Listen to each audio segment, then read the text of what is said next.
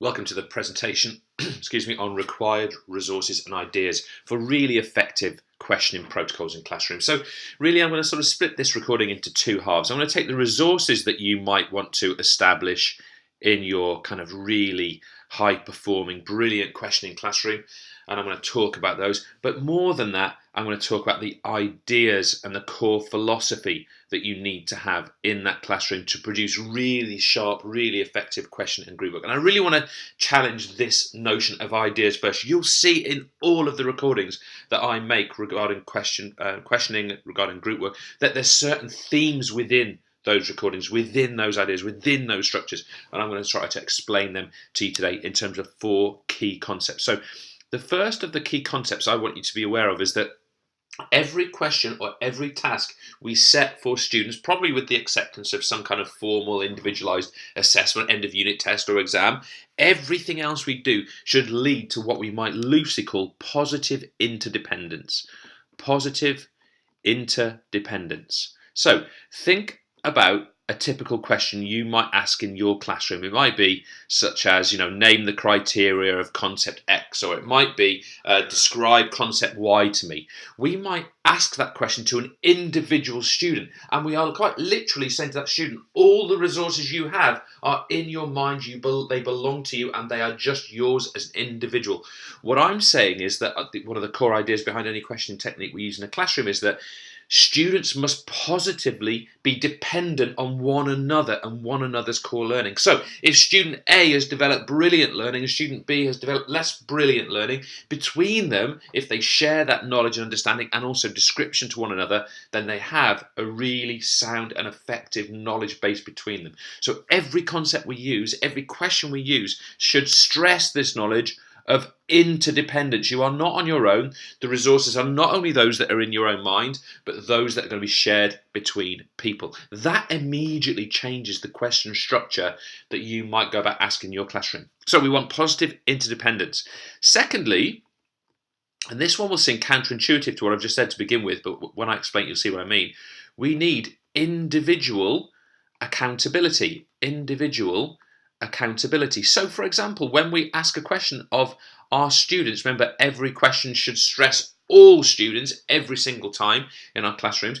If one student describes to another student a possible answer or a series of answers, they need to be accountable for those answers. So there needs to be some kind of bringing together of that knowledge, sharing it with the teacher, sharing it with other groups, sharing it with other pairs, making sure that the quality of information that the individuals are sharing interdependently is of high class and of high quality.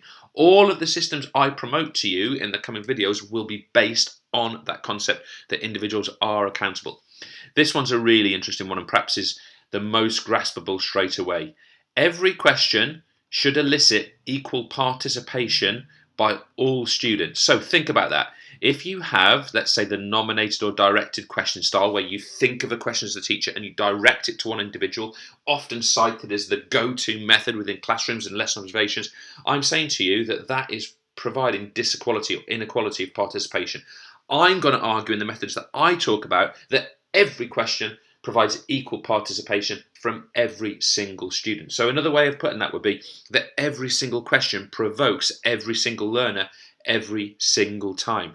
That, assuming it doesn't take 100 times more time, is a really important and effective mechanism which we have to dedicate our questioning and group work techniques to. And finally, and I want to put the emphasis on the second word here, we want the concept of simultaneous interaction. Simultaneous interaction. So what I mean by this is sort of similar to what I said right at the start of the list here with point 1, positive interdependence. When a student is asked a question, they are able to interact simultaneously and spontaneously with students and the teacher and resources that are around them. They are not left alone. They are not sold out in the cold. They are not exposed to either know something or not know something. There's only two possible camps, isn't there? You either know something or you don't know something. If we actually challenge our questioning technique, we can have increments of knowing, we can have development periods of knowing, and we can have sharing of knowing. So this interaction is absolutely critical. So ask yourself straight away, does every question you ask in your classroom encourage and allow for interaction simultaneously and spontaneously? I accept completely that if you're doing a standardized summative assessment, that might not be desirable, but every other time it should be. So those are the 4 key ideas I'm going to build upon. Now, the resources I'm going to say to you that you need for what I'm going to talk about coming up. I'm going to put this here as number 1. This is what's called a number spinner. A number spinner. A number spinner. So you need one of these. I mean, it could be in the format I've got it here. It could be dice. It could be that you've got, for example, you're using a rand between function on Excel. Me personally, I often just use sort of a lucky dip method. But the key to that is this: a number spinner makes the person answering the question entirely and completely random. So when you spin that number, it's quite conceivable that, okay, this is pointing at number 2. It's quite conceivable that number 2 is going to come up again and again and again and again and again. It's just as likely as any other combination, right? So that's really important. And that's how we manage to actually get part of this concept of equal participation, by stressing students in the kind of the preparation of the answer phase, because they know they might be the one answering it or one of the number answering it. So that's really important. Secondly, I'm going to say to you that you need mini whiteboards, and I'm going to say that as a minimum you need mini whiteboards for 1 per person. Okay, and that's minimum. I'm taking into account some kind of depreciation here. You might lose some, you might break some, you might damage some, whatever. You need mini whiteboards so that every lesson of your academic year, every student has access to a mini whiteboard in every single lesson. Now that becomes really important, because when you ask a question, people can react and answer simultaneously, either to you, the teacher, or to one another. And I'll talk about some methods that achieve that in this actual video playlist. Thirdly, I want to stress to you the setup of your room, and I've got 2 examples to actually show you here. You'll see in both of these classrooms we have got what are called console tables. Console tables. Now, I found this particular picture here, but I found it a bit cold. You can see that effectively what you've got here is this room's got console tables. I think it's a 4 or 5. I always use 4s in my classroom. You might find a better method.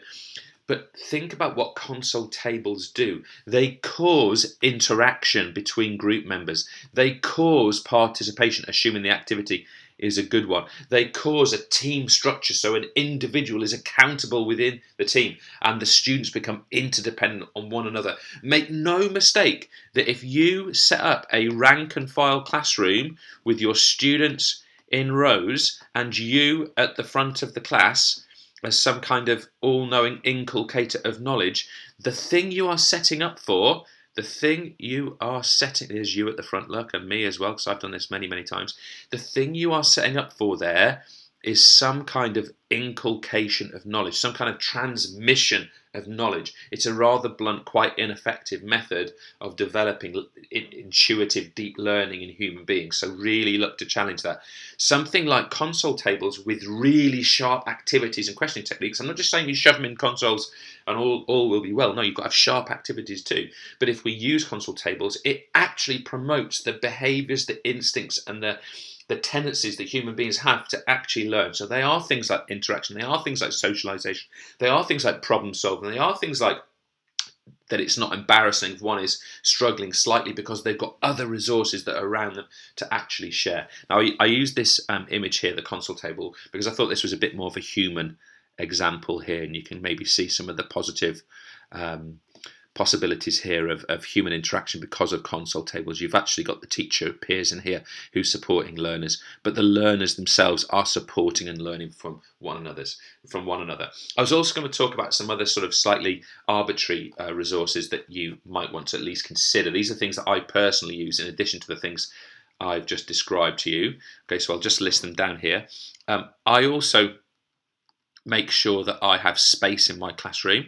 So quite often in my classroom, the tables and chairs get moved or folded or put to the side or built up around the room to give us space in the middle. Please value with sharp activities the value of students actually getting out of those chairs and having open space to learn. It's really, really important. So a flexible, versatile space, I think, is really, really, really critical. By the way, I'm not saying that console tables will be the way every single lesson. You may well find in some situations like a conference table might suit you better.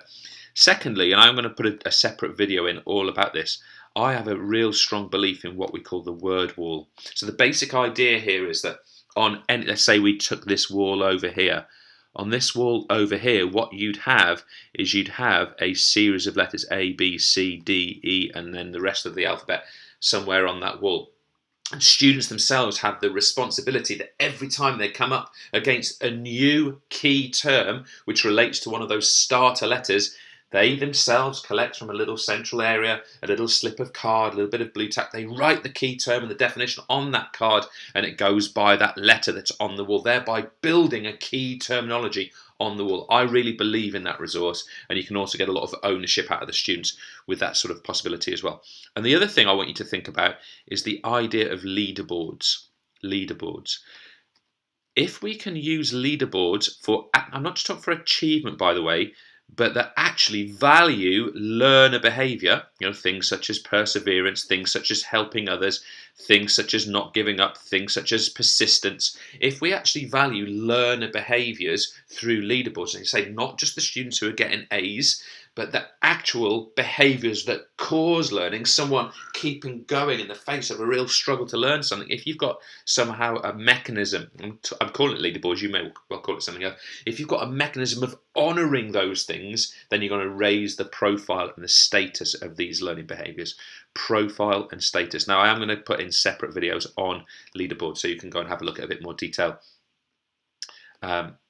about those. So profile and status, I'm talking about with learner behaviours, actual processes that cause learning to happen. Things like being analytical, things like supporting another person, things such as describing the concept that you already understand to somebody else, things such as not giving up and persisting. If we can actually credit these and honour these around the room, then we produce a really interesting learning environment, in my personal opinion. Okay, that's all for me today. Thanks for listening, and I hope you're enjoying this playlist all about questioning in the classroom. Thanks very much.